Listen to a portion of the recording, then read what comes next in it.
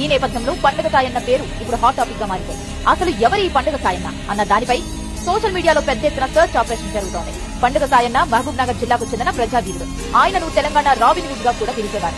1840 నుంచి 1900 మధ్య కాలంలో జీవించిన సాయన్న నవాబ్పేట మండలంలోని నేరుగొనిపల్లె గ్రామంలో జన్మించారు. తల్లి సాయమ్మ, తండ్రి అనంతయ్య. పేదరికం కారణంగా చదువుకోలేదు. నిజాం పాలనలో భూస్వాములు, రజాకార్ల అణచివేతకు వ్యతిరేకంగా పోరాడారు. పేదలకు దేవుడుగా నిలిచారు. 6 అడుగుల ఎత్తు, దృఢమైన శరీరం, పొడవైన మీసాలతో చాలా గంభీరంగా ఉండే సాయన్నను చూస్తే నాటి అధికారులు, భూస్వాములు గజగజా వణికేవారు.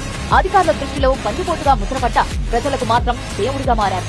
చివరకు భూస్వామ్య వర్గాలు స్థానిక పోలీసులతో కుమ్మక్కై పండుగ సాయన్న తల నరికి మొండెం ఒక దగ్గర, తల ఒక దగ్గర విసిరేస్తారు.